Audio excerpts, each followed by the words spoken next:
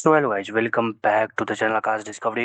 Video start करने से पहले अगर आपने वीडियो को लाइक नहीं किया तो लाइक कर दो और चैनल को सब्सक्राइब भी कर दो, क्योंकि आज का न्यूज बहुत बड़ा है, बहुत बड़ा न्यूज होने वाला है। क्योंकि America withdrawn it's 5000 soldiers from Germany. ये बहुत बड़ी न्यूज है और ये बहुत बड़ी जियोपॉलिटिक्स न्यूज भी है। जैसा कि आपको पता है कि पिछले कई दशकों से अमेरिका यूरोपियन कंट्री को सिक्योरिटी प्रोवाइड करते आया है और कई सेंचुरी पहले यही डील साइन हुआ था कि यूरोप बस अपना ग्रोथ और इनोवेशन पर ध्यान देगा और सिक्योरिटी के लिए जितने भी यूरोपियन कंट्री है वो अमेरिका पर डिपेंड हो गए थे और millions of dollar American defence में खर्च करते थे। और लगभग सालों से अमेरिका यूरोपियन कंट्री को सिक्योरिटी प्रोवाइड करते आ भी रहा है।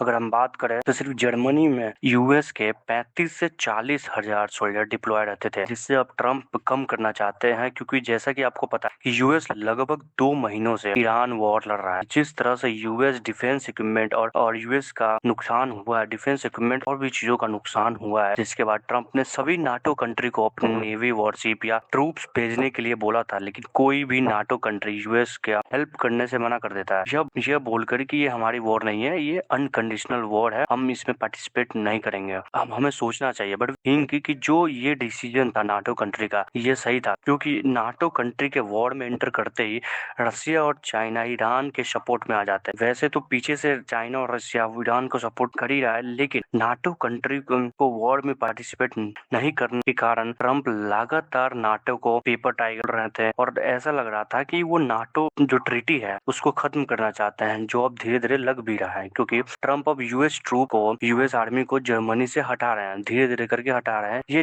ये चीजें आगे चलकर ये चीजें को सिर्फ जर्मनी के साथ ही देखने को नहीं मिलेगी। ये ट्रम्प अब लगभग सभी यूरोपियन कंट्री से ट्रूप्स हटाएंगे और धीरे धीरे करके जितने भी ट्रूप्स है वो हटाना चालू कर भी दिया है, जो एक बहुत बड़ी कंसर्न है यूरोप के लिए। इस सब से रसिया बहुत खुश होगा, क्योंकि आगे चलकर अगर रसिया यूरोपियन कंट्री पर अटैक करता है तो उतने नंबर में यूएस सोल्जर यूरोप में डिप्लॉय नहीं होंगे। यूरोप में रसिया का डायरेक्ट वॉर अमेरिका से नहीं होगा, कोई ऐसा सुपर पावर से, अमेरिकन सुपर पावर से नहीं होगा। और मैं आपको एक बात बताना चाहता हूँ कि ट्रम्प जो कर रहे हैं, जैसे कि दूसरे कंट्री पर टैरिफ लगा देना, ग्रीनलैंड के लिए यूरोप अपने जो एलाइज है उससे आमना सामना करना, बिना कोई कारण के ईरान वॉर स्टार्ट कर देना और यूएस ट्रूप्स को विड्रॉ करना जर्मनी से, और ये जितने भी चीजें ये यूएस की इमेज को बहुत ही निगेटिवली हिट करेगा और जो यूरोप यूएस का ट्रस्ट बिल्ड हो रखा था उसको भी नुकसान पहुंचाएगा। एक ही चीज ट्रम्प को या ट्रम्प ना अपने आप को पावरफुल समझते हैं, प्रेसिडेंट के चेयर पर बैठ के, वो एक ही चीज उसको खत्म कर सकती है, वो है मिड टर्म इलेक्शन। अगर मिड टर्म इलेक्शन में ट्रम्प हार गया तो वो उनके पास उतना पावर नहीं रह जाएगा जो अभी है। अगर इस पर कोई नई जियोपॉलिटिक्स चीजें निकलती है तो हम आपको बताते रहेंगे। तो हम इस वीडियो को यहाँ पे एंड करते हैं। Thank you for watching.